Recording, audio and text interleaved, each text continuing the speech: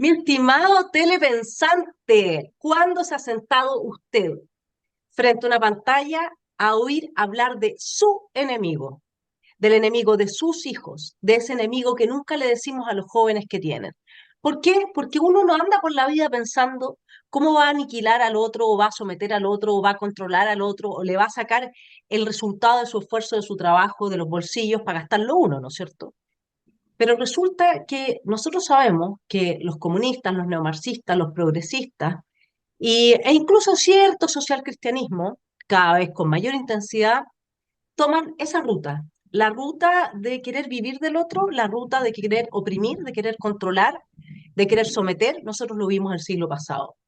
Y me he encontrado con un libro que es maravilloso, sobre todo porque lo que nosotros nunca hacemos es decir a los jóvenes que tienen estos enemigos, que hay gente que a ellos los trata de enemigos, que los ve y porque ellos no son comunistas, porque ellos no son marxistas, porque ellos no son progresistas, son sus enemigos. Y por eso es tan importante este libro y cuyo autor le voy a presentar en este momento. Él es Guillermo Rodríguez González, escritor, editor, docente, consultor, doctorado en ciencias económicas, directivo investigador y docente del Centro Juan de Mariana, y está hoy día en Esfera Pública porque él escribió un libro que es para jóvenes, mi estimado pensante, pero yo lo leí y estoy escribiendo el mío y me hizo muy bien, me ordenó la cabeza. Está muy bien hecho, con ilustraciones, se llama La Ilusión Comunista, y usted lo encuentra en Busca Libre. Muy bienvenido, Guillermo Rodríguez, y gracias por este tremendo aporte que le has hecho además a las juventudes del país, que yo espero que los telepensantes que tengan sobrinos, hijos, nietos, vayan a Busca Libre y busquen, ¿no es cierto?, La Ilusión Comunista, para que le enseñen a sus hijos, a sus parientes, a sus seres queridos, que hay en nuestra sociedad, hay personas que por su ideología ven a los demás como un enemigo. Gracias por estar en la esfera pública, Guillermo. Gracias por la invitación, Vanessa. Es un placer y un honor estar en Esfera Pública. Es uno de los canales de YouTube que sigo, estoy suscrito regularmente. De hecho, fue una inspiración para iniciar todo un proyecto con un canal propio mío de YouTube, que se llama Guillermo Rodríguez GTV. El, y eh, Me pareció maravilloso que quisieras conversar de esta idea del libro que es para el mercado chileno específicamente y en general de toda esta introducción que acabas de hacer. O sea, ¿por qué existen personas que ven a todo el que no piensa como él como su enemigo? ¿Y de dónde viene toda esa forma de pensar? De hecho, el libro que tú mencionas surge de un curso que yo dicté en Libero, en Chile, alguien le pareció interesante la idea de toda esta larga, te presenta la idea de traer el paraíso a la tierra o de establecer el paraíso en la tierra y que lo que logra finalmente es establecer el infierno y que hace una especie de extraña inversión moral en lo cual convierte la envidia en una virtud, el odio en generosidad, establece una un planteamiento, yo diría maniqueo, no del bien y el mal, sino de amigo y enemigo. Y digo maniqueo porque siempre he sostenido que eh, el comunismo forma parte de una antiquísima tradición que se podría rastrear, eh, sí, yo diría que por lo menos a la antigüedad clásica, pero para no ir tan lejos, cuando menos hasta el siglo XII de la era cristiana, y es un conjunto de ideas y de prácticas utópicas, revolucionarias, que son de naturaleza religiosa, forman parte de las grandes herejías religiosas de la religión judeocristiana, específicamente del cristianismo, en lo que solemos llamar la Edad Media tardía, el Renacimiento, que es la etapa de las grandes herejías en Europa Central y Europa Occidental, de las grandes herejías revolucionarias con una naturaleza política y una inmanencia de la idea de establecer el paraíso en la tierra por la acción ya no de Dios o de la llegada del milenio, sino de los propios revolucionarios. Pero esa idea fue evolucionando a lo largo del tiempo y terminó trasladándose o siendo reconstruida totalmente para el mundo moderno, para nuestro mundo, o que quizás nuestro mundo ya es postmoderno. Pues para el mundo moderno fue reconstruido totalmente por una serie de filósofos y de revolucionarios prácticos que entre quizás el menos original, pero el más exitoso de todos, que fue el que tomó todo lo que hicieron todos los demás y lo logró poner en el orden correcto, fue Karl Marx. ¿Okay? Y Karl Marx lo que hizo fue no desacralizar, sino descristianizar, sacar de su tradición de las grandes herejías cristianas todo ese conjunto de ideas, insertarlas y presentarlas a través de la filosofía de Hegel, que era la filosofía de moda entre los jóvenes de su época, de cuando Marx era joven, que alguna vez lo fue un joven hegeliano. Hay que entender que Hegel era, ¿cómo decirlo? Como la superestrella de TikTok de aquel momento. O sea, Hegel más que un filósofo era el super influencer. Sí, ok, era un filósofo, pero es que el nivel de influencia sobre los jóvenes, sobre los futuros intelectuales y sobre la juventud eh, activa políticamente las clases medias, la baja aristocracia de Europa, era una cosa que nosotros solamente podemos explicar referenciándola a las redes sociales. En ese sentido, una de las cosas que yo trato de sostener es que el marxismo sigue siendo religión. Es decir, todas estas ideas que empezaron dentro de las grandes herejías han seguido ahí, han seguido ahí. Es decir, sigue siendo una religión y es una religión absoluta porque es una religión que proclama que no existe la religión, pero que sus verdades son reveladas y no pueden ser discutidas.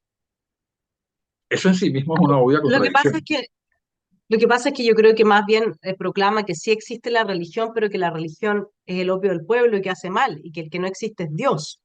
Y lo que sucede ahí cuando uno va a tu primer capítulo, que es muy interesante con la experiencia de Joaquín del Fiore y que atacaba la riqueza, ¿no es cierto? Esto que es muy comunista, atacar la riqueza, excepto para los cerdos que son los que terminan gobernando, ellos sí quedan todos ricos y eso también lo plantea esto en el libro, digamos, muy claramente cómo esta inspiración, mi estimado telepensante, esta inspiración de querer la igualdad, de sentirse culpable por uno haber nacido, porque piensen ustedes que en Chile ese 30% que permanentemente apoya a Gabriel Boric, que es uno de los peores presidentes que ha tenido el país por lejos, es en parte importante de clase alta, son los jóvenes de clase alta que se sienten culpables por la desigualdad y resulta que no hay, como bien dices tú, Guillermo, en tu libro, una ideología que proclamando la igualdad como una meta a conseguir, nos lleve a una mayor desigualdad, porque ahí son solo los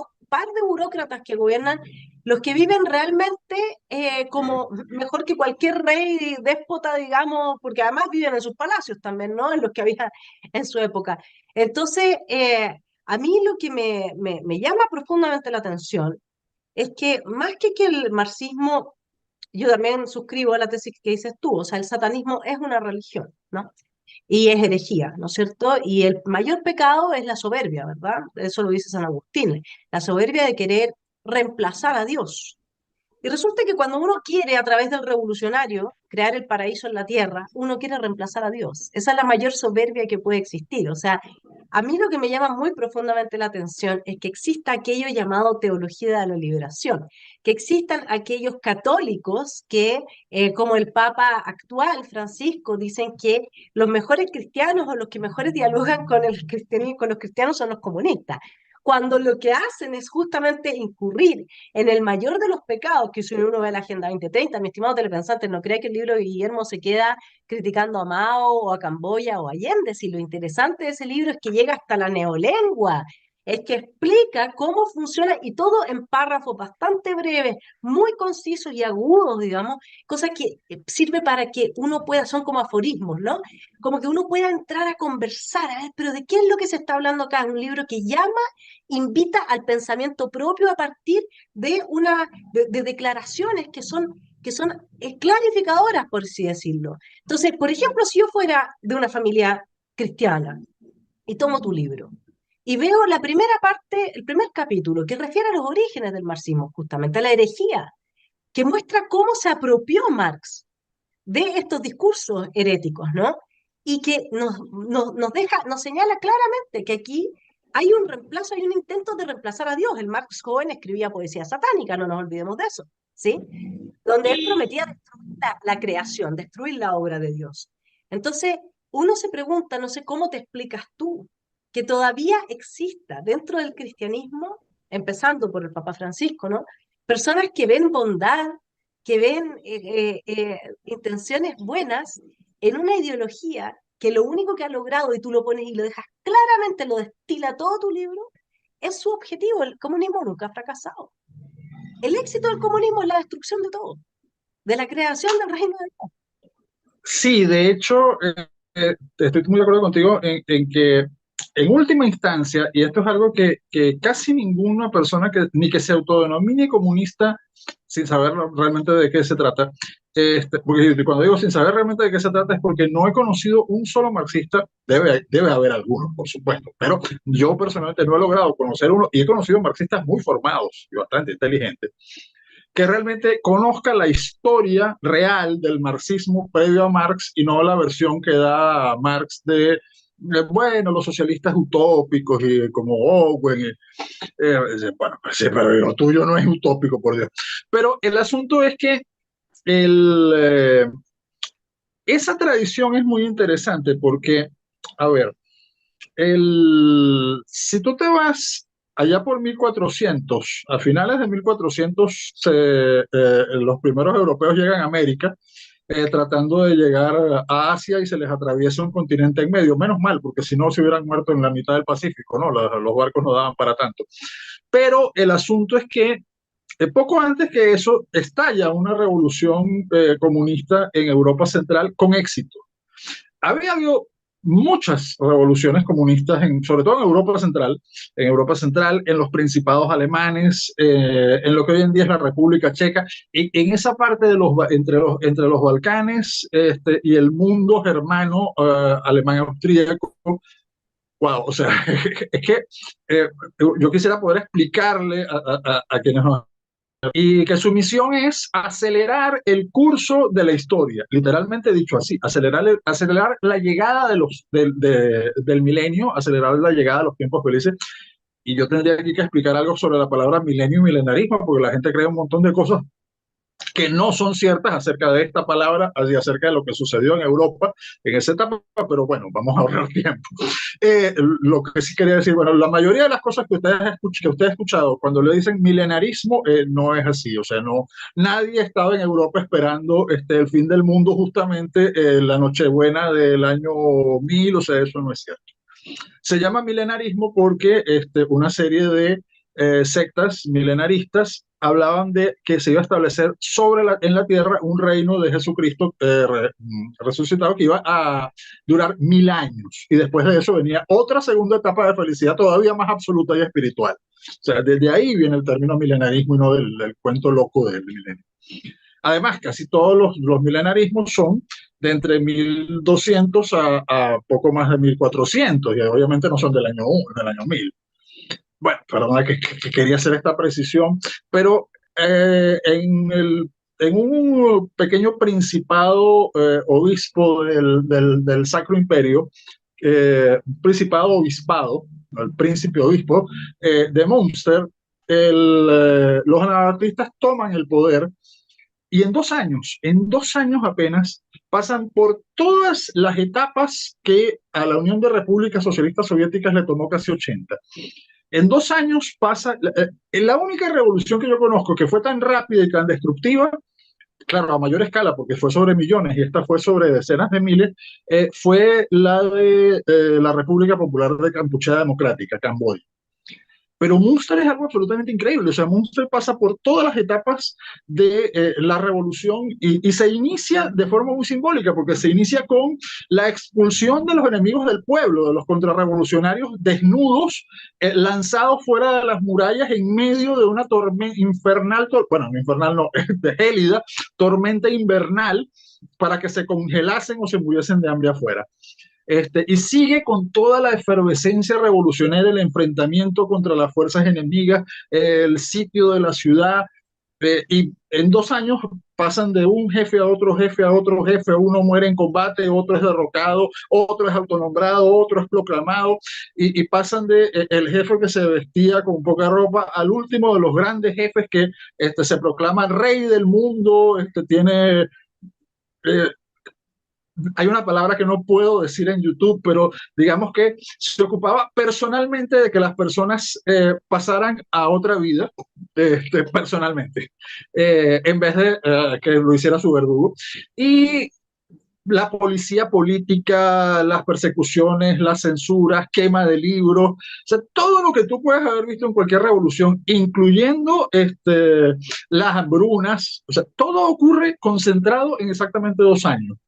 Parece que hubiera prefigurado todo lo que iba a venir, Monster. Yo sospecho que mucho de lo que sucedió en los territorios checos con revoluciones como la de los taboritas, que eran el ala, digamos, comunista de los husitas, de la revolución de Juan Hus, eh, deben haber sucedido cosas como las de Munster. Lo que pasa es que Munster quedó bien documentado. En Munster todavía al día de hoy jaulas en las que dejaron colgando los cadáveres de los líderes comunistas capturados y derrotados por las tropas imperiales, todavía cuelgan de la catedral. Por supuesto, bueno, ya no están los esqueletos, ¿no? Pero Claro, ahora yo quería tomarme de para que nos demos un salto, porque lo de Munster, que está muy bien explicado en tu libro también, y que nos muestra cuál es la naturaleza de este tipo de ideologías, porque esas sí que tienen sus propias leyes, es impresionante, ¿no?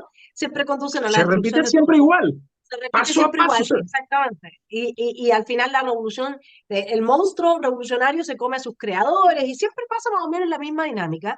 A mí me gustaría que fuéramos a eso de las etapas de la subversión ideológica, porque tú hablas de ello más adelante, para traerte un poco al Sí. presente y que los telepensantes sepan que el libro también habla de Allende y también habla de lo que pasó el 18 de octubre de 2019 y de lo que está pasando ahora. O sea, el amplio espectro que aborda tu libro es genial, porque sin ser así un mamotreto que hay que leerse, que es pesado, como está destinado para gente joven que va más rápido y que no tiene quizás tanto tiempo para quedarse pegado en algo, sirve de semillero, ¿no es cierto? Como de seminario cuando uno dice voy a un seminario y con esta idea luego yo sigo investigando.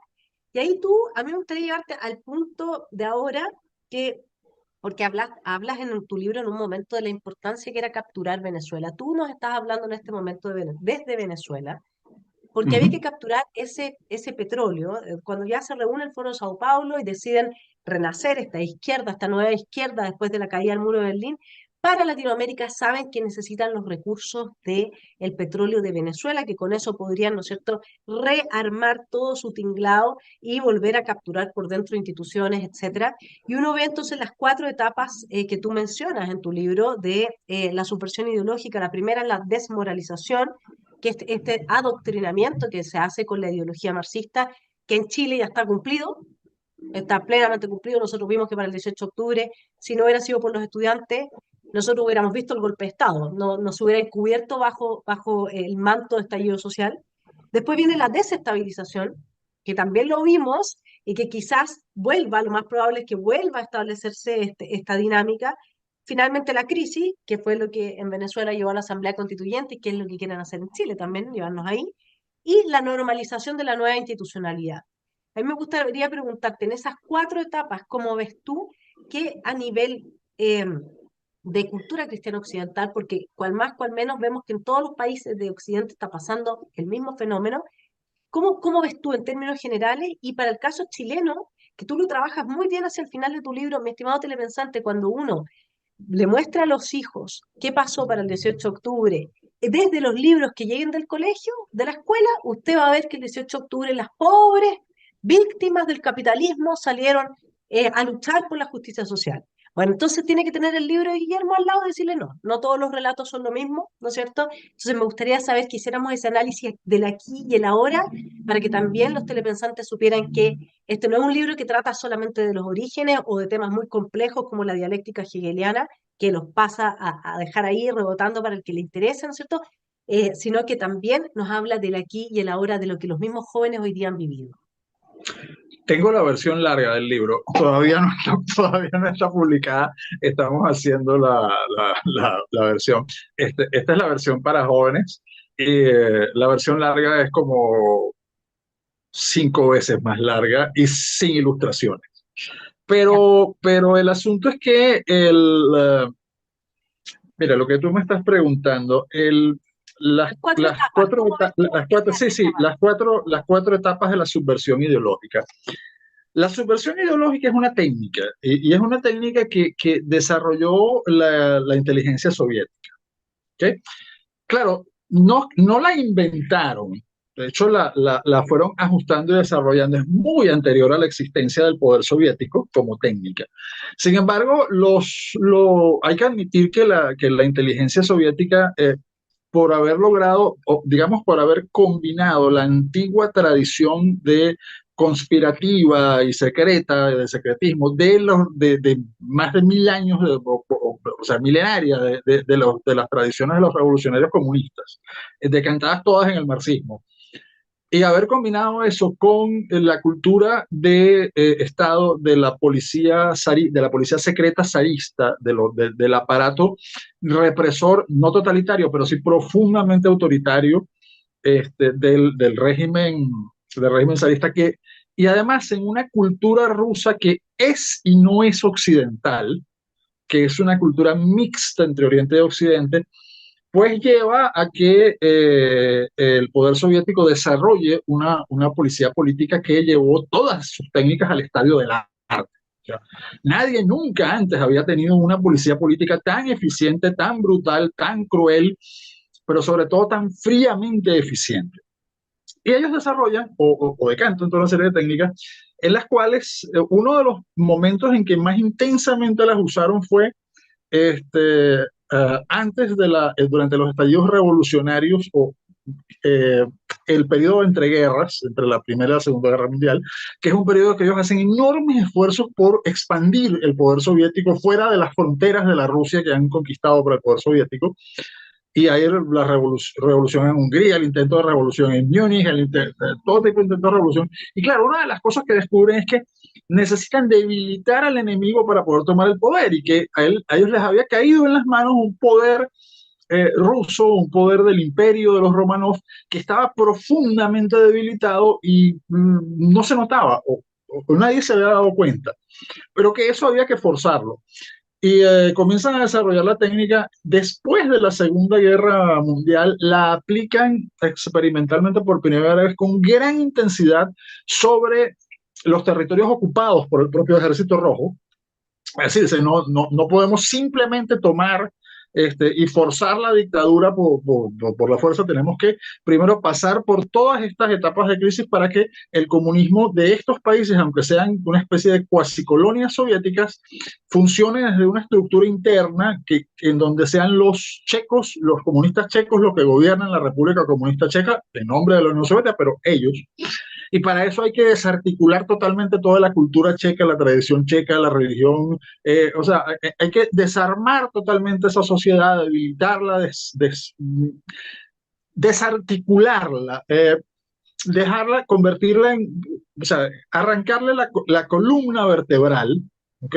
Eh, de pronto recordé a Ortega y Gasset y algo que escribió sobre la España de su época, pero el asunto es que y esa técnica tan perfecta se aplica posteriormente en Asia, posteriormente lo que pasa a ser llamado el tercer mundo con enorme éxito, llega a Hispanoamérica. Y su momento más exitoso es el triunfo de la revolución castrista, porque la revolución castrista no es una revolución, es un golpe de Estado. Es decir, podemos llamarla revolución en el sentido de que los barbudos y los grupos de la Sierra Central, de la Sierra de Escambray y otros grupos tomaron el poder, derrocaron a Batista, con apoyo del Departamento de Estado, dicho sea de paso. Pero lo que ocurre después, lo que lleva a todo a lo que han sido todos estos años de comunismo en Cuba, es un golpe de Estado. Es un golpe de Estado de Fidel Castro contra el resto de los revolucionarios. Y eso nunca te lo van a contar. Pero lo fundamental aquí es poner las cosas en su sitio. Es decir, Pero uno pareciera ver, Guillermo, perdona, pero uno pareciera ver con toda esta neolengua, esta decadencia, esta degeneración, esta exprofeso, esta destrucción de las esferas, de la división de las esferas, la esfera pública, la esfera social, la esfera privada, la esfera íntima, el Estado metido en la esfera íntima con educación sexual integral de los niños, diciéndote cómo tú tienes que más o menos que educar a tus hijos, porque la autonomía progresiva, pero la autonomía progresiva solamente en materias sexuales, todo tan siempre genitalizado, todo tan... Hay una clara, o sea, lo que me decía un pariente mío, me decía, hay dos tipos de izquierda hoy día, de las izquierdas antidemocráticas. Una quiere destruir al país mediante el desmantelamiento del aparato productivo y la otra quiere destruir al país degenerándolo, digamos. O sea, claramente eso que decías tú de quebrar la columna vertebral de una sociedad, porque tú puedes tener una crisis económica, tú puedes tener empresas que quiebran en algún momento, tú puedes tener la crisis del 30 si tú quieres, pero eso, de 1930 me refiero, pero eso no significa que todas las estructuras valóricas sucumben con la destrucción de la estructura material. Por eso es que Gramsci, ¿no es cierto? Tú también hablas de Gramsci en el libro. Entonces, sí, de ahí es donde esas cuatro etapas tienen tanto sentido, porque en el fondo tú ahora contabas cómo lo has visto aplicarse permanentemente y siempre están ahí. Y la pregunta entonces sería, desde el 18 de octubre para Chile y lo que está viviendo Venezuela y como tú lo ves hoy día hacia adelante, ves que estamos en un proceso así o soy yo la que agarró la teoría y la aplicó a la no. realidad y hizo aquí una Eh, hermenéutica? Permíteme hacerte yo a ti una pregunta. ¿Te gusta Asimov? No sé, no lo ubico. Asimov, el autor de ciencia ficción de Isaac Asimov. No, no lo No, ubicas. Ok, no. olvídala. No voy a usar esa cita. Entonces, lo que pasa es que con todas con las teorías buenas y malas acerca de la evolución del orden social, las teorías marxistas en general, las teorías desde Del Fiore hasta Marx, que ellos tienen acerca de lo que es el hombre y lo que es la sociedad y cómo funciona y cómo evoluciona el orden social, son teorías malas. Por eso sus predicciones no funcionan, pero su experiencia práctica de siglos sí funciona y sí les ha enseñado cosas acerca de cómo tratar de forzar ciertos procesos destructivos y cómo tratar de destruir para gobernar sobre las ruinas, para imperar sobre las ruinas. Eso sí lo No. saben hacer bien. Ujú. Conste que eso no lo aprendieron de sus teóricos, eso lo aprendieron de sus prácticas, que son otros. Por eso ellos hablan mucho de teoría y praxis.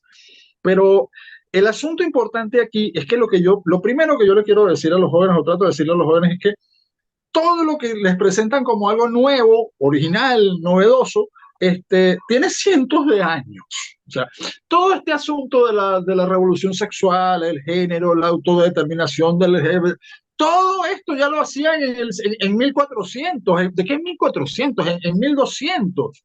Los hermanos del espíritu libre, el ala rigorista, el ala no sé, ya llamémosla el ala festiva, por llamarlo de alguna forma, de los husitas, una enorme cantidad de grupos heréticos comunistas del siglo XII, XIII, XIV, XV, XVI, XVII, hasta el XVIII todavía están en eso. Tiene todo esto, ¿okay? Y una de las cosas que todos tienen, claro, ya en el 12 no es tan espectacular, o sea, no es tan chocante como ahora, pero es una de las cosas que más tienen es el tema de eh, fundamentalmente la absoluta libertad sexual y la absoluta autodeterminación. sexual. O sea, cada quien es lo que se considera, no hay nada que esté moralmente mal. Incluso algunos llegan a proclamar que para ellos lo que está moralmente mal para los demás, para ellos está bien, porque ellos son espíritus libres y liberados y pueden hacer. O sea, no hay novedad alguna en nada de esto. La idea de destruir la cultura, de destruir el orden evolutivo de la sociedad, no de hacer que siga evolucionando, no de proponer o introducir nuevos principios o ideas o morales que puedan ser experimentadas y decantadas a partir de la experiencia, que por ejemplo es algo que sucede y hemos visto suceder mucho en los últimos 50 años, por ejemplo con el tema de lo que ahora llaman identidad de género. La sociedad la sociedad occidental ha pasado por épocas de ser muy tolerante con la diversidad sexual, con la homosexualidad, por ejemplo, a épocas de ser muy intolerante, y eso ha cambiado mucho de una dirección en otra, pero el problema es que eso puede ser la incorporación de una forma de preferencia sexual de algunas personas a la moral general aceptada de la sociedad, o puede ser el uso de estas personas como ariete, ¿ok? Involuntario además, forzado para tratar de destruir toda la moral de la sociedad. Por eso ya no hablamos de homosexuales, lesbianas, transexuales, no, ahora es LGTBI más, que incluye alrededor de 60 siglas, en las cuales últimamente ya nos están colando la PDP de eso, que por cierto esa palabra tampoco se puede decir en YouTube, pero se refiere a personas que tienen un gran amor por los niños y las niñas, pero de una forma no que todos consideramos que es incluso un delito. De hecho, que está penada en la mayoría de los códigos penales de la mayor parte del mundo, no de todo el mundo. Hay partes del mundo donde las culturas, la religión e incluso los códigos penales toleran esto. Eh, entonces, todo eso es muy antiguo y nos lo presentan una vez y otra vez y otra vez, generación tras generación, como algo nuevo y revolucionario. Y lo que yo trato de decirle lo primero que yo trato de decirle a los jóvenes es que ni es nuevo, ni es revolucionario, ni es bueno, ni ha funcionado jamás. O sea, no te están presentando una marca nueva, te están presentando un absoluto refrito. O sea, es la cosa más vieja del mundo. ¿Okay? Por Dios, o sea, es más viejo que la leche caliente. Bueno, en estos días leía yo que en una revista de modas millennials que han descubierto una nueva tendencia, algo absolutamente nuevo y nunca visto, y le pusieron un nombre, que es mojar las galletas en el café para el desayuno. Y yo decía, bueno, estas personas es lógico que sean izquierdistas.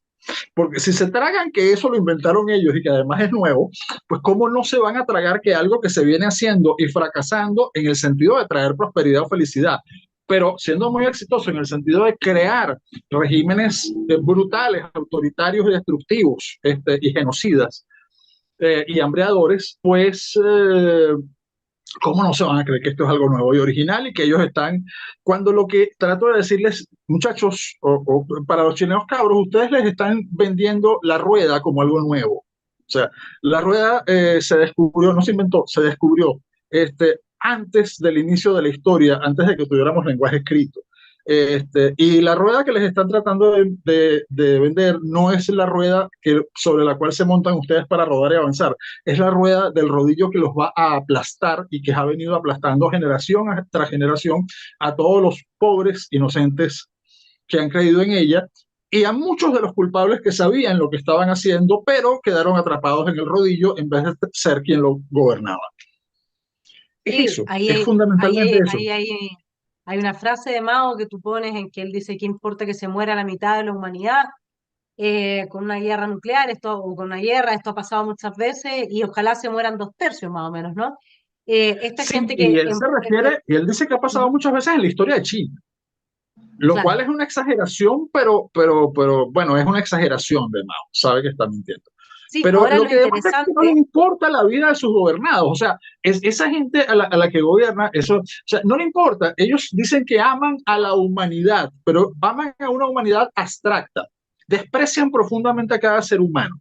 Desprecian a todos los que no son revolucionarios porque no son revolucionarios. Desprecian a los que son revolucionarios por no ser lo suficientemente revolucionarios. Desprecian a sus enemigos por ser sus enemigos. Desprecian a sus aliados por ser tontos útiles. Y en el fondo se desprecian profundamente a sí mismos porque no han logrado establecer la revolución. Y se la han establecido, se desprecian porque no han avanzado lo suficiente. ¿Recuerdas que me preguntaste acerca del petróleo venezolano? Mira, Fidel Castro se despreciaba a sí mismo porque dependía de la Unión Soviética. Era la única cosa que no podía tolerar su gigantesca egolatría. Y una de sus mayores ambiciones era contar con una fuente de riqueza que no tenía Cuba. Tenía la industria del azúcar, la más importante del mundo en aquel entonces. Por cierto, les cuento que la Revolución Cubana llevó a Cuba de ser la número uno mundial en producción y exportación en la industria del azúcar a estar en el puesto 120 y algo, creo que de los últimos. De hecho, hay momentos en que tienen que importar azúcar. O sea, socialismo, Cuba termina de ser el primer productor mundial de azúcar a importar azúcar. Socialismo, Venezuela pasa de ser uno de los principales productores de petróleo a tener que importar gasolina. Y no porque no haya petróleo bajo el subsuelo, ¿no? Sino porque sacarlo, refinarlo, procesarlo y distribuirlo requiere una serie de cosas que el socialismo no suele lograr hacer bien. El asunto es que lo que son eficientes es la destrucción de riqueza. Y Castro soñaba con tener todo lo que le había enseñado el aparato del Comintern, de la Internacional Comunista, y todo lo que le había transmitido y entrenado a su gente el aparato de la inteligencia soviética, especialmente a través de los alemanes orientales, que fueron los grandes, por alguna razón fueron los que más enviaron a Cuba. Y bueno, pero él quería poder gobernar sobre eso. O sea, no tener alguien arriba de él, aunque a él en lo personal siempre lo trataron muy bien y con mucho respeto, pues al resto de los cubanos no es por alguna razón por alguna razón los cubanos le llamaban a los rusos bolos, como los bolos de boliche, y no era solamente porque eran gordos, ¿no? Pero el punto importante aquí es que, sí, por ahí va la cosa, el punto importante aquí es que Castro siempre pensó que si se podía apoderar del petróleo venezolano y de la producción agrícola argentina, podía crear casi que su propia Unión Soviética. ¿Okay? Esto que te estoy diciendo no es solamente es una especulación, pero no solamente es mía. Muchas personas que han estudiado mucho el pensamiento de Castro, gente que lo conoció personalmente, ¿okay? Amigos y enemigos de Castro, tienden a coincidir en esta idea de que Castro comenzó a soñar casi desde el principio, cuando su relación con los soviéticos se volvió compleja, cuando vio caer a Nikita Khrushchev en la Unión Soviética, soñó con poder tener todo lo que le daba la Unión Soviética, pero sacarlo de otro sitio donde él no tuviera que obedecer, sino mandar. ¿Okay? Es decir, sustituir a Moscú. Y ese sueño requería el petróleo de Venezuela, las tierras agrícolas de Argentina y la población de Brasil. Esencialmente una problema de tamaño, escala. Y notarás que cuando finalmente cae el poder soviético, los cubanos están a punto de caer la revolución, con el periodo especial, el periodo literalmente de hambruna y todo lo demás, se salva mediante un gigantesco esfuerzo para crear ese aparato, ese sueño soviético. El sueño de Castro no se realiza, no se crea ninguna Unión Soviética. Pero, y además no tenían con qué crear una potencia de primer orden. La nueva potencia que iba a surgir iba a surgir en Oriente, iba a ser la República Popular China, por otros mecanismos, iba a ser India, iban a surgir nuevas potencias y probablemente una superpotencia enfrentada a Estados Unidos nuevamente, pero no iba a ser como la Unión Soviética, iba a ser un proceso diferente. Pero lo que sí logra Castro es captar todos los recursos o gran parte de los recursos que quería captar, siendo él el que manda. No el único que manda, no el que manda absolutamente en todo, pero bueno, siendo el jefe máximo reconocido, nadie estaba por encima de él. El resultado de eso, sin embargo, ha sido quebrar no solamente la economía cubana como la quebró, sino quebrar varias de las economías más importantes de Latinoamérica. O sea, por Dios, o sea, el Foro de Sao Paulo termina de hacer que lo que empezó a hacer el peronismo, que es quebrar a la Argentina, que hoy en día, gracias a las fuerzas del cielo, está dando un giro impresionante, ¿ok? Y está creando lo que con un poco de suerte puede ser una nueva hegemonía política para todo el continente.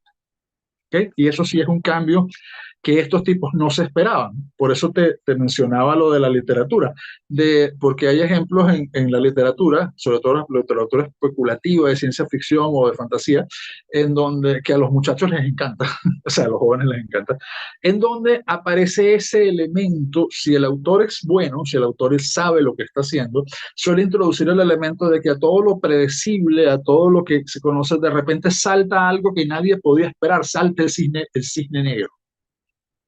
¿Okay? Lo inesperado. Eso tú lo encuentras, por darte ejemplos que va a entender cualquier persona muy joven, lo encuentras en series de televisión como Vikingos. Vikingos está llena de cisnes negros más o menos históricos. Lo encuentras en Juego de Tronos. Juego de Tronos es la oda al cisne negro. O sea, aparece uno tras otro. Y todos son perfectamente posibles. Bueno, Javier Milei, La Libertad Avanza, es el cisne negro que se le ha atravesado al proyecto del Foro de Sao Paulo en su nueva etapa en la que pensaban que finalmente habían logrado acabar con la derecha enemiga que había logrado sacarlos del poder en varios países e iban hacia una ola indetenible de avance más fuerte que la primera. Y de pronto rugió el león en Argentina. ¿Okay? Y vaya rugido. Milei dijo en uno de sus primeros discursos políticos importantes que no había entrado a la lucha política para guiar corderos, sino para despertar leones. Lo que estaba haciendo era citar un proverbio que además proviene de una leyenda de la sabiduría de los sufíes, ¿okay? Que habla de un cachorro de león que había quedado huérfano y se había perdido, y había terminado viviendo digamos, en una manada de corderos. ¿Okay? Y había crecido y lo habían adoptado y lo habían criado y habían crecido y lo habían criado como un cordero y él creía que era un cordero. Y era muy feliz como cordero. Hasta que un gran león adulto lo vio y vio aquello y dijo, Dios, ¿qué es esto? O sea, esto es imposible. Se lanzó, todos los corderos huyeron, capturó al león cordero que pensó que se lo iba a comer y lo iba a matar, y no lo mató, sino que lo llevó y lo enseñó a ser un león. Y el pobre cordero que pensaba como cordero y no quería ser león y era feliz como cordero, le costó mucho y estaba aterrorizado con el león que le enseñaba hasta un momento clave en que el león adulto desesperado, después de enseñarle a comer carne y le gustó, pero todavía le daba miedo, se le paró enfrente, lo aterrorizó, lo pegó contra una roca y le dijo, ruge o realmente te voy a comer, ruge. Y el leoncito finalmente, aterrado y luchando por su vida, rugió por primera vez y al rugir entendió, algo se despertó dentro de él y entendió que era un león, no era un cordero. Es decir, se había despertado al león que tenía por dentro. Bueno, eso es lo que ha hecho, realmente lo ha hecho Javier Milei con por lo menos el 30% de los argentinos, quizás más del 50% de los argentinos, y lo que está tendiendo a hacer con muchísima gente es descubrir quién es realmente tu enemigo y quién no lo es. O sea, descubrir que Es que hay todo un ese punto, estado de bienestar. Guillermo, es que hay un punto al que te quería llevar, y que es Y por por el cierto, que Javier más, Milei no está en el libro. El sí, fenómeno, no, cuando yo no, termino de escribir el libro, no había surgido. sí, pero lo que pasa es que a mí me interesó mucho entrevistarte por esto, por lo que estás diciendo ahora, porque Javier Milei tiene algo claro, que es quién es su enemigo, quién es su enemigo. Sí. Entonces, ¿cuál es el problema? Que por eso yo partí hablando de los cristianos, no, mira, los comunistas son tan buenos, pero si han destruido la vida de cientos de millones de personas, no, pero Vanessa, si son perdón, tan... permíteme decir algo. Discúlpame, por favor, que te interrumpiera, pero ¿recuerdas lo que me comentaste y me habías preguntado algo que no te respondí sobre la teología de la liberación? Y lo estás citando de Sí, nuevo, y por eso quise aprovechar y sí, me tomé la libertad o la grosería de interrumpirte. La teología de la liberación hubiera surgido en el contexto latinoamericano de todas formas. O sea, de todas formas, eso hubiera surgido igual, o sea, no igual a como es, pero el fenómeno ideológico hubiera surgido porque quienes lo iban a hacer surgir estaban ahí y tenían esas ideas.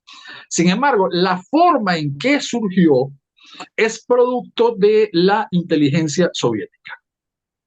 Y eso está comprobado, está en el libro.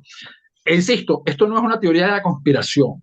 Y empecé por decir, hubiera surgido de todas formas de forma independiente, pero la velocidad descomunal con la que surgió y el nombre que le dieron, Teología de la Liberación, se lo aportó parte del aparato de inteligencia soviético. Y eso es algo fascinante, porque demuestra que realmente eran muy inteligentes como agentes valga la redundancia, de inteligencia, porque identificaban, ¿okay? Fenómenos que podían ser potenciados y guiados. ¿Okay? Y sabían que eso era mucho más viable que tratar de crearlos desde cero, que era el proyecto original marxista. Claro, son fenómenos espontáneos. Sin embargo, retornando a Milei, que es lo que tú decías, Milei es un fenómeno espontáneo, es una reacción espontánea de la sociedad. O sea, imaginémonos por un instante a la sociedad, a la cultura occidental, específicamente argentina, pero en general a la cultura occidental como un cuerpo, como un ser vivo. ¿Okay?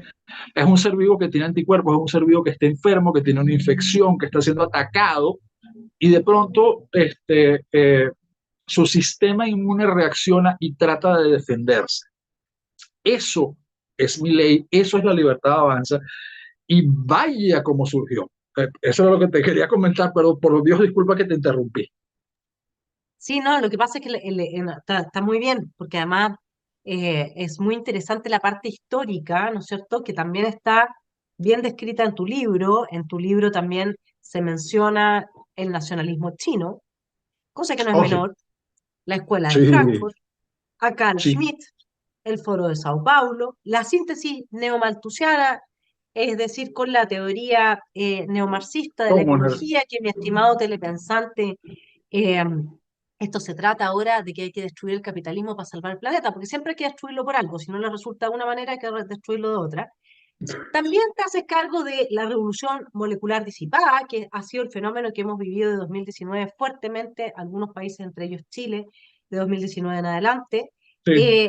Eh, dices que estamos en una segunda guerra Fíjate que fría. la teoría proviene de los años 70 Sí, es que y lo que quiero es como recién, quiero darles como el paraguas de cuáles son los temas y de gracias, adquirir el libro que van saltando, insisto, cada tema no son 100 páginas porque es cada tema de eso uno podría escribir 10.000 libros, ¿sí? sí, ¿Sí? Pero lo importante en la juventud, porque lo que quiero poner énfasis, mi estimado Guillermo, es que mi ley conoce a su enemigo.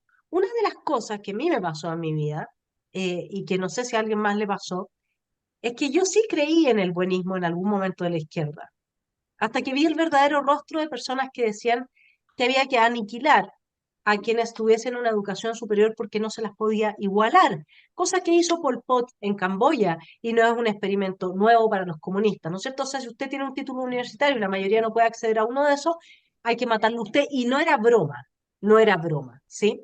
Y eso yo lo oí de gente que era intelectual y académica y que lo estaba diciendo muy en serio. Entonces, lo que ahí me di cuenta es realmente cuál es la naturaleza de estas personas, cómo engañan, parten de la mentira, toda esa inversión moral, porque más que transvaloración es una inversión de la moral cristiana, donde vemos nosotros el mal, ellos ven el bien, ¿no es cierto?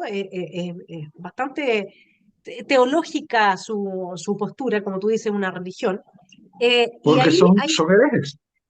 Sí, pero ahí lo que son herejes, exactamente. Ahí lo que a mí me gustaría hacer el énfasis es, si nosotros no sabemos quién es nuestro enemigo, quién, cómo opera, cómo te miente, cómo te engaña, cómo te pone cara falsa, si nosotros no sabemos qué es lo que quiere, y si nosotros no sabemos cuál es el mayor peligro, y me gustaría que abordáramos este tema ahora, porque tú dijiste, hay recetas que se vienen repitiendo durante siglos en la humanidad, incluso los cínicos fueron también de alguna manera deconstruccionistas, ¿no? Eh, con Diógenes, etcétera. Sin embargo, hoy día tenemos la tecnología y eso cambia todo.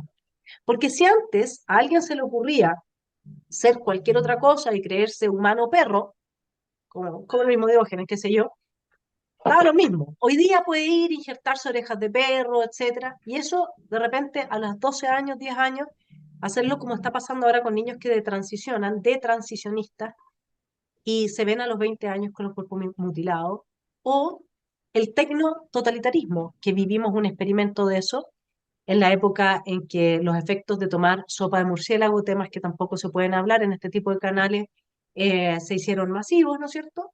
Y nadie está discutiendo la parte médica del asunto, porque yo no soy médico, pero sí puedo hacer un análisis político. Y nosotros sabemos claramente que ese fue un ensayo de tecno-totalitarismo, y eso sería lo peor a lo que nos podemos enfrentar. Y me pareció de mucho coraje que tu libro se hiciera la pregunta respecto de China, del nacionalismo chino y de la relación que China tiene con los otros países. Vamos cumpliendo la hora, pero me encantaría que pudieses comentar un poco ¿quién es tu enemigo? ¿No es cierto? ¿Cómo se le puede enfrentar? ¿Y qué es lo peor a lo que nosotros estamos expuestos? Porque si no, somos ovejas, pero somos ovejas porque somos ignorantes, porque no nos damos cuenta que nos va a comer el lobo, digamos. Ese es el problema. Tu enemigo es quien te dice que te va a proteger, te va a cuidar, te va a salvar, que tú por ti mismo no puedes, que no eres capaz de hacer tu vida tú mismo, que necesitas ser cuidado, protegido, mimado. Pero eso sí, es muy importante que obedezcas. Fíjate que lo que acabo de escribir es exactamente igual. Un caudillo totalitario de toda una nación que el esposo maltratador o el novio maltratador o la novia maltratadora o la esposa maltratadora en una relación de pareja.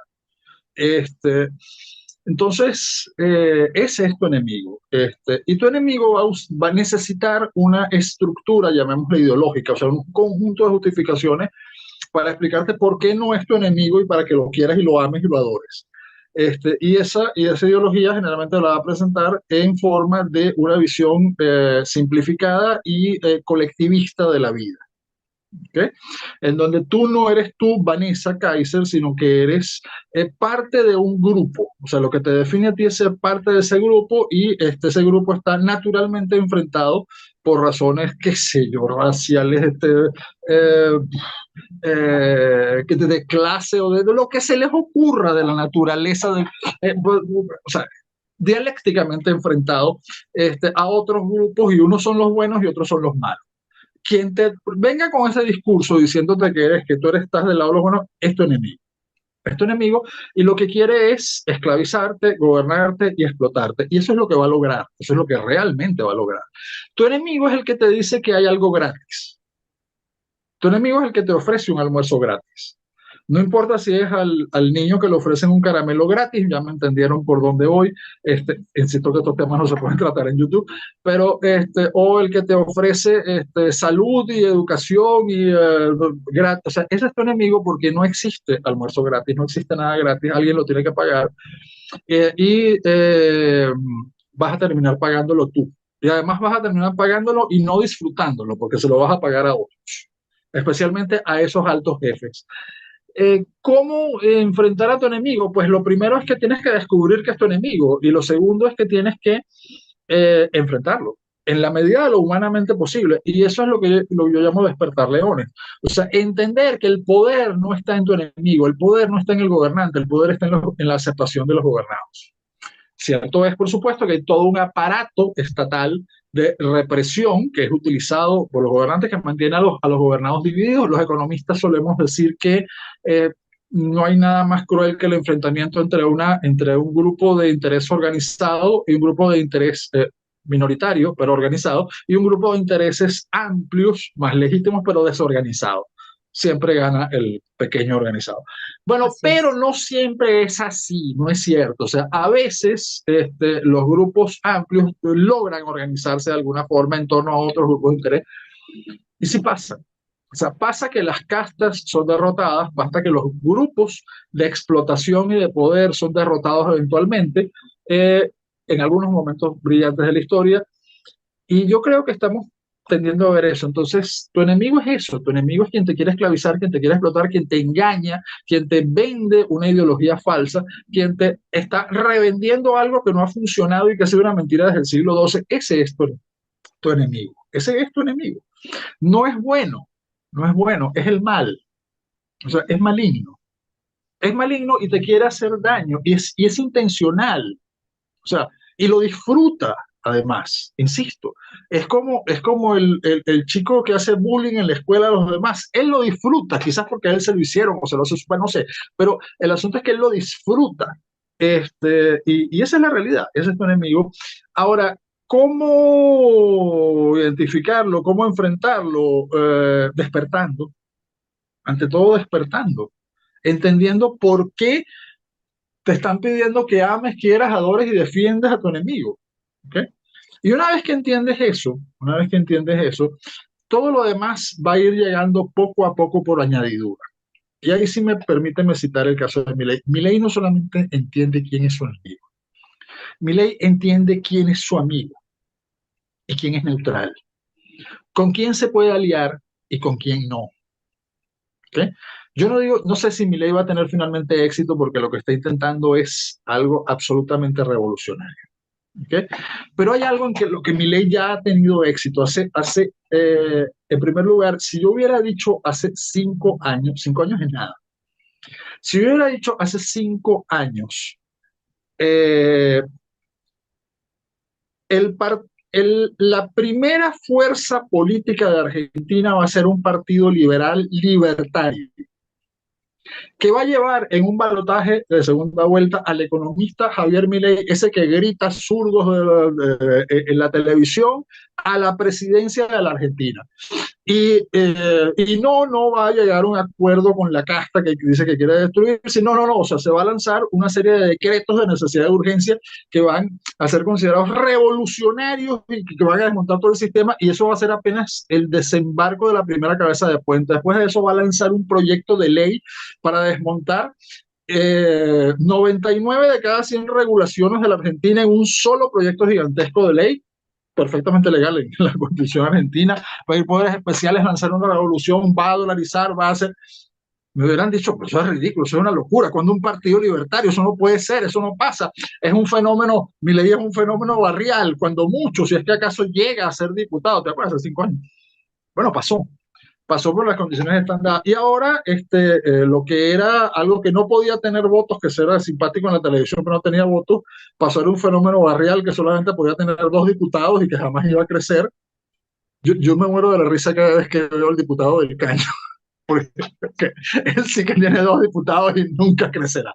Pero el asunto es que el, uh, el punto es que y ahora uno se pregunta, ¿y esto se podría extender por todo el continente, sobre todo por toda Hispanoamérica? O sea, de forma muy diferente en cada país, pero esta idea, o sea, este despertar de leones, ¿se puede extender por todo el continente? Eh, Simón Bolívar hizo una vez un discurso que no fue tan buen discurso, pero que tuvo una frase muy buena y es, creo que 300 años de calma han sido suficientes. Yo creo que ya hemos dormido bastante. O sea, las masas hispanoamericanas ya han dormido más que suficiente y ya va siendo hora de que de verdad despierten. Pero te decía otra cosa, tu enemigo es quien te dice esto para todo lo contrario de lo que yo te lo estoy diciendo. Sí, Cuando yo te digo que despiertes es para que de verdad despiertes. Cuando ellos te sí. dicen que van a despertar a las masas, en realidad lo que están haciendo es dándole un falso despertar que es un sueño de opio, que es una orgía de destrucción revolucionaria, cuando nosotros lo que estamos proponiendo es el despertar de la responsabilidad, el despertar de el adulto. Nosotros vivimos en una sociedad adolescéntrica. Eso es Claro, algo grave. lo que pasa, Guillermo, es que nosotros hemos dejado que avancen una serie de iniciativas en las que mantenemos a los adultos siendo niños. Por ejemplo, hoy día me llega una Y noticia en que pretendemos convertir a los niños en adultos en otro sentido. sí, pero en Por un ejemplo, en los sentido, que no se puede pero en un hablar aquí en sentido que YouTube. no, pero en un sentido que nunca serían adultos, sino que más bien eso es la destrucción de los niños, eso es lo que están avanzando. Por Porque ningún supuesto, niño esa es puede la idea. tomar, Hay que destruir al adulto, destruir al niño, sí, destruir el ser humano, destruir la así es, dignidad de la persona como tal, así es, convertirlo en Huxley, creo que ese sí lo conoces, sí, A Brave New World, un sí, mundo sí, feliz. sí. Ok, es eso. Él lo describió de forma brillante. O sea, es ese ser que no tiene identidad, que no tiene pasado, que no tiene cultura, que no tiene presente, No, es pero el sobre menos todo que no bien, tiene sí, dignidad. sí, es que tú no tienes dignidad si es que no tienes, si es que estás emancipado de todo, tú sabes quién es el gran emancipador. Y ese es el miembro de la especie que también anhela nos convirtamos, es el nuevo hombre en el marxismo también. Eso está en el programa de Gota, creo, donde dice que amaneces en la mañana, pescas, después te dedicas a cazar, después lees un libro, después no sé qué. Nunca eres nadie, digamos, eres un mero miembro de la especie. Aquí lo que a mí me lleva, digamos, a pensar es que, por ejemplo, hoy día recibí una noticia de Estados Unidos donde ahora hay unos nuevos spas. Ya hay un spa con cunas gigantes para adultos. Entonces te tratan como una guagua, como un bebé. Nosotros decimos guagua al bebé. Sí, Y tú lo te vas sé. a un spa donde te tratan como a un bebé. Y tú te acuestas en una cuna, te ponen un chupete, te mudan los pañales. Imagínate, eso es lo que se está instalando ahora. Se está desquiciando el mundo. Nos están desquiciando el mundo. Pero más Vanessa, en allá de eso, California, bueno, perdón, no, en California, un señor que se autopercibía un niño de 2 años y que era casado, logró que un tribunal lo declarara por su derecho a autopercibirse lo que le pareciera un niño de 2 años, y logró ser adoptado por una pareja de californianos progresistas que lo querían como un niño de 2 años. claro, y hay otro caso más también de otro señor. Mira, lo que a mí me pasa es que me parece que hay una cosa que Milei también tenía bastante clara cada vez que él vino a Chile, dijo la batalla es moral, y la moral se enseña.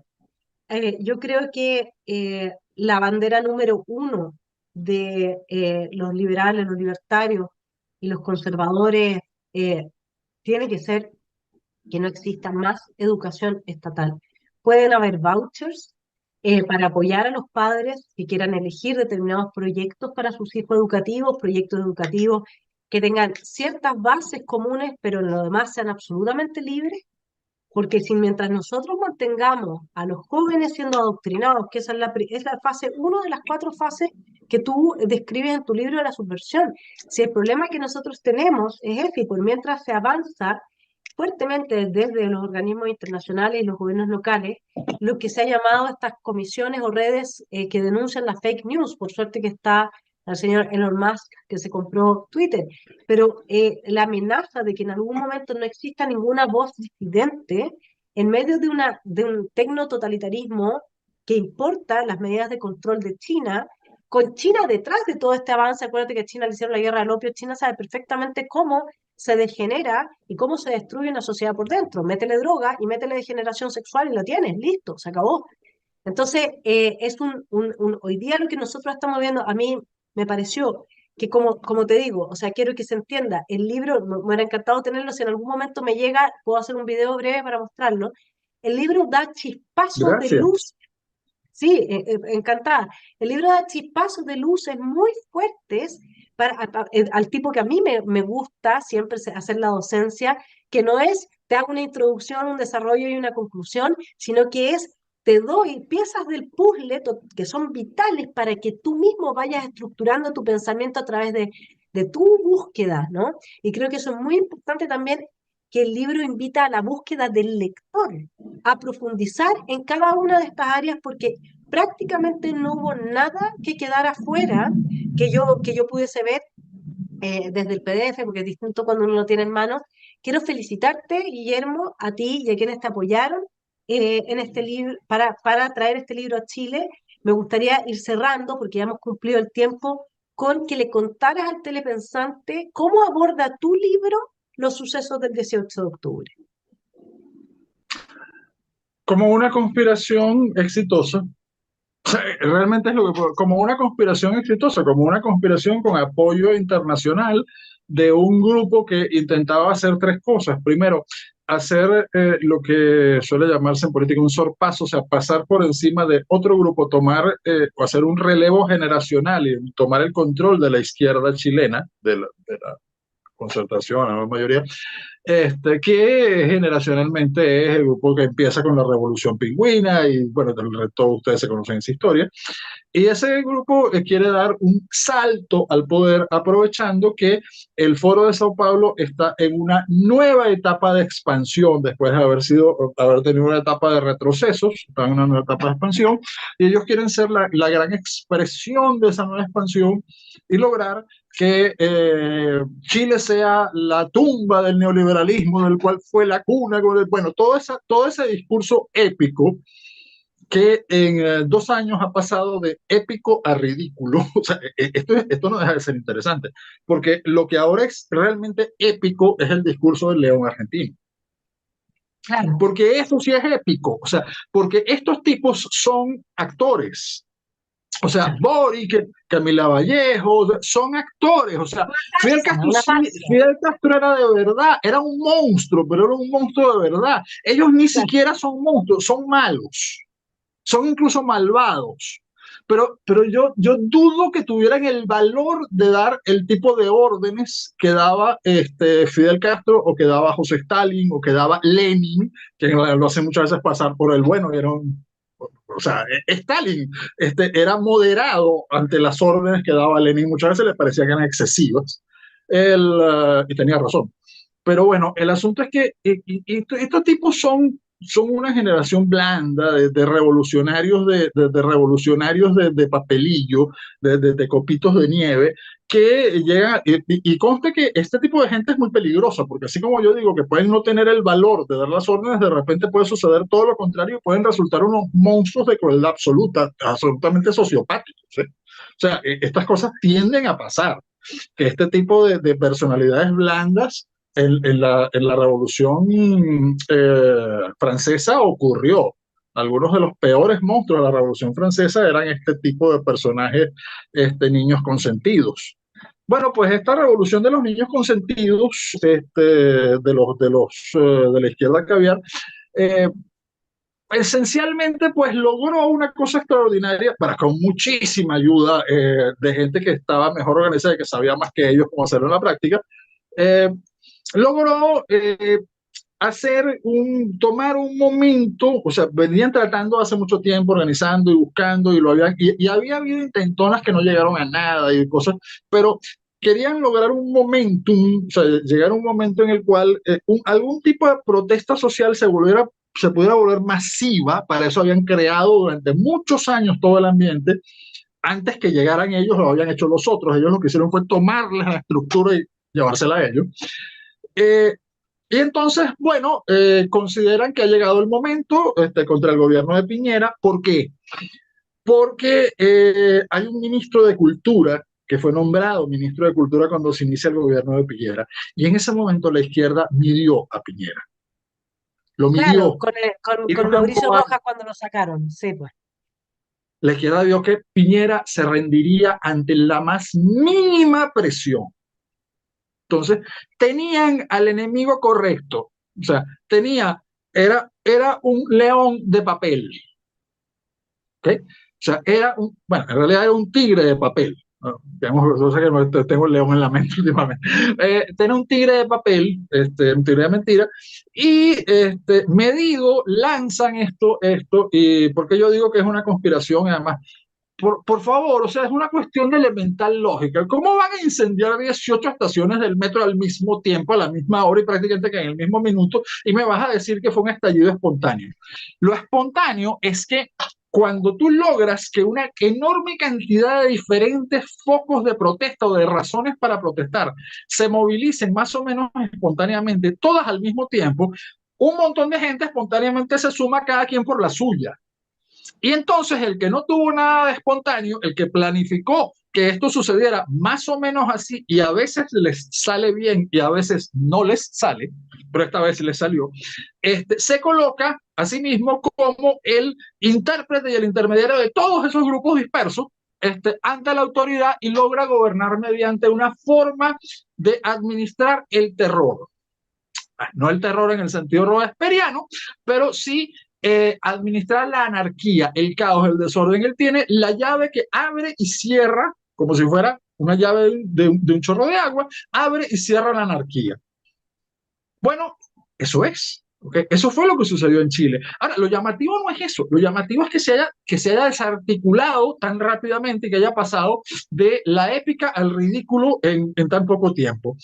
Yo lo atribuyo en parte a las reservas morales de la sociedad chilena, en parte al trabajo de una parte de la intelectualidad y de las bases de la derecha chilena. Tu caso es emblemático. porque si es al grueso de la dirigencia política del sector de la derecha en Chile, pues lo único que tendría que atribuirle sería las derrotas. Pero bueno, no quiero entrar en eso, criticar a los chilenos. Creo que hoy en día tienen grandes posibilidades de que surja algo nuevo.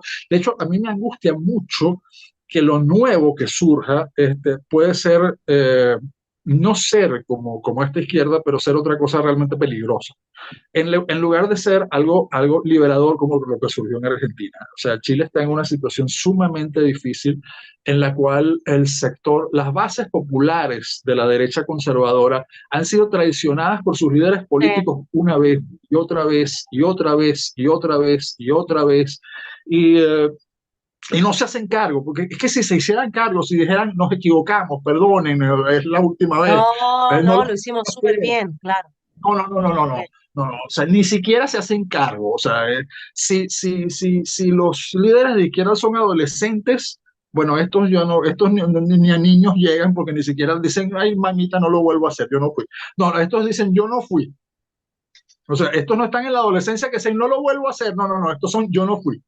Entonces, caramba, en, en algún momento va a surgir un liderazgo porque esa gente tiene algo que decir y un proyecto que defender. ¿Ok?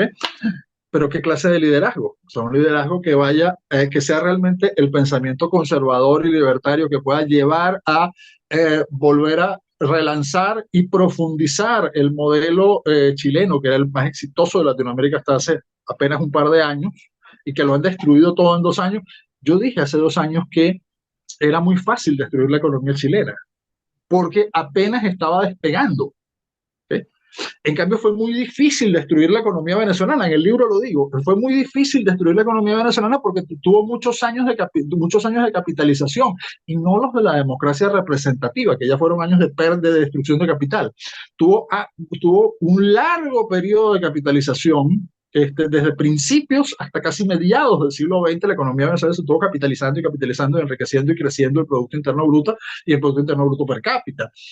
Es lo que vive Argentina desde finales del siglo XIX hasta entrado el siglo XX, hasta principios del siglo XX. Son periodos muy largos de crecimiento de capital, de enriquecimiento. Chile apenas había empezado a vivir ese periodo. Lo que pasa es que como vivimos en un mundo que vive en tiempos acelerados, debido a lo que tú mencionas, a la tecnología, entonces pareciera, nos da la impresión de que ya somos inmensamente, no, no, ya no somos inmensamente ricos, no estamos tan capitalizados y eso es que es una economía tan frágil. Me hablaste del tecnototor, cuyo nombre en este momento se me... Fue una de las primeras personas que me habló sistemáticamente del tecnototalitarismo porque ella lo vivió en China, viviendo en China. Eh, el problema con el tecnototalitarismo es que ya está en Occidente, no es que esté en China y es una amenaza, ya está en Occidente. El problema es que no se ha articulado de la forma en que se ha articulado en China. De hecho, si uno se lo plantea como modelos totalmente cerrados, todavía ni siquiera los chinos han logrado cerrar. Lo que pasa es que casi lo han logrado. El tecnototalitarismo es algo fascinante porque utiliza las herramientas de la inteligencia artificial y de la conectividad a través de las redes para que el capital físico, o sea, haga el trabajo de la policía política. Es decir, tú ya no necesitas un espía, un agente, un policía político, un represor, cuando no es que haya alguien detrás del teléfono, detrás de la computadora espiándote y siguiendo. No, no, no, no, no. Es que es una inteligencia artificial la que lo hace y está perfectamente programada. La diferencia entre el tecnototalitarismo de Xi Jinping y el tecnototalitarismo de los enloquecidos proyectos tecnototalitarios occidentales es que los chinos le piden a sus sistemas de censura y de inteligencia artificial de control social niveles de control social que tienen perfecta lógica interna y por lo tanto, pues el algoritmo o la inteligencia artificial, que no son exactamente lo mismo, pero sirven para lo mismo, responde a una lógica matemática y así ven las cosas. En Occidente están empeñados en pedirle a los algoritmos, a las inteligencias artificiales y al tecnototalitarismo que dé de sí un nivel de, un tipo y una forma de censura de carácter emocional y subjetivo que si realmente tuviera subjetividad, el pobre algoritmo ya tendría que estar en el psiquiatra. Porque él es un sistema que funciona con lógica matemática y le están pidiendo que algo imposible. eso está frenando un poco, pero mira, ya han pasado cosas, o sea, las pasadas elecciones de los Estados Unidos, hay cosas que he censurado si la dijéramos en YouTube, pero hay algo que sí se puede decir, que es lo que dijeron, presumieron de ellos en la revista Time y en el New York Times, presumieron de haber lanzado una conspiración para censurar toda una serie de temas que le podían hacer daño a la candidatura de Joe Biden y censurar toda una serie de temas que podían fortalecer la candidatura de Donald Trump. Este, y eso fue un sistema que requirió de la conspiración de todas las grandes empresas tecnológicas en las redes sociales, los principales medios, un centro de inteligencia manejado por sindicalistas del Partido Demócrata y una serie de demócratas. Y francamente nada de esto es ilegal, pero moralmente es bastante dudoso que sea admisible dentro de una república. Y no estoy tan seguro de si algunas partes no fueron ilegales. Pero en todo caso, esta es la misma gente que habla de que el que violó la ley es Trump, un discurso del 6 de enero. Entonces, son herramientas tecnototalitarias, o sea, porque yo lo que estoy diciendo es que alguien puede tomar 4 empresas tecnológicas, ¿ok? Y censurar a toda una sociedad durante una campaña electoral, que esto sucedió y que presumen de haberlo hecho y dicen que salvaron la democracia. Y algunos se lo creen, otros saben que están mintiendo. Y sucedió y fue posible. Claro, después pasa lo que pasa. Surge el cisne negro. Elon Musk compró Twitter. Ahora ya no podrían volver a hacer algo como eso porque a menos que lograran convencer a Musk. Bueno, no sé si lo lograrían o no, pero pareciera que no. ¿Okay? Claro, pero Entonces, es sí, complicado, no, pero yo las entiendo lo que herramientas tú están estás ahí. diciendo. Tenemos las herramientas para lograr el cierre total de un sistema totalitario. Lo que no Es el sabemos es si tenemos la gente capaz de usarlas. Claro, ese es el punto. Tenemos que ir cerrando, Guillermo. Nos queda, yo creo que mucho, tenemos mucho por conversar. Claro, hay una diferencia entre que a uno tome una mala decisión porque no tuvo cierta información, a que uno por tomar una decisión sea castigado, pierda derechos sociales, pierda su acceso a la cuenta bancaria, como le pasó a los camioneros de la Revolución por la Libertad en Canadá, etcétera, ¿no es cierto? El tecnototalitarismo hoy día está a Sí. puertas y me parece que un candidato que en Chile, en cualquier parte del mundo, sea de las ideas liberales, libertarias y conservadoras, porque los conservadores también, digamos, paleolibertarios, ¿no? Tiene que, primero que todo, apuntar a la educación. Segundo, hay que ponerle límites al avance de ese tecnototalitarismo, es decir, con penas de cárcel de por vida a aquellos políticos que avancen en esa dirección. Y tercero, hay que terminar con esa relación con el enemigo que hoy día tienen los Estados-nación, a los cuales se les está diciendo desde los organismos internacionales en la fórmula que tú muy bien planteaste cuando definiste al enemigo, que estos son desafíos globales que ustedes no pueden enfrentar solos. Entonces ustedes nos necesitan a nosotros, vengan y entreguen su soberanía en salud, entreguen su soberanía en la materia energética, entreguen su soberanía porque nosotros los vamos a ayudar. Ese, como bien definiste, mi estimado Guillermo, y con esto damos fin a esta excelente entrevista y espero tener tu libro luego en mis manos para poderlo promocionar. Ese es su enemigo, mi estimado telepensante, el que le dice que usted no puede, que depende de él y que él es el bueno para que usted le ceda su libertad de conciencia, su soberanía, y termina arrodillado dándole las gracias por el mendrugo de pan, o como lo hace el señor Chávez por el pernil de fin de año que le regala a algunos venezolanos que lo aplauden como el gran líder porque ese día les permitió comer algo que hace unos años atrás era, gracias a ese proceso económico, bastante El más año asequible. pasado fue pollo. Paso, pues. El año pasado fue pollo, no permiso. Y no hubo para todos. Así que ese es el enemigo y está bueno ya que lo empezamos a entender y que lo entienda también del que hablamos de Chile, ¿no es cierto? La derecha chilena, que no entiende absolutamente nada de esa otra izquierda que es no la que se preocupa de robarte, sino que la que se preocupa de degenerarte. Un abrazo grande, mi estimado Guillermo, y Gracias. estamos conversando. Gracias por estar en Esfera Pública, quedan invitados al canal de Guillermo Rodríguez, que si se quedó con hambre de seguirlo escuchando, vaya, suscríbase y va a tener más insumo entonces para aportar también como telepensante desde su perspectiva a Esfera Pública en los comentarios que nos dejan siempre en las columnas y las entrevistas. Un abrazo grande. Gracias, Vanessa. Fue un placer y un honor. Igualmente, nos vemos luego. Adiós.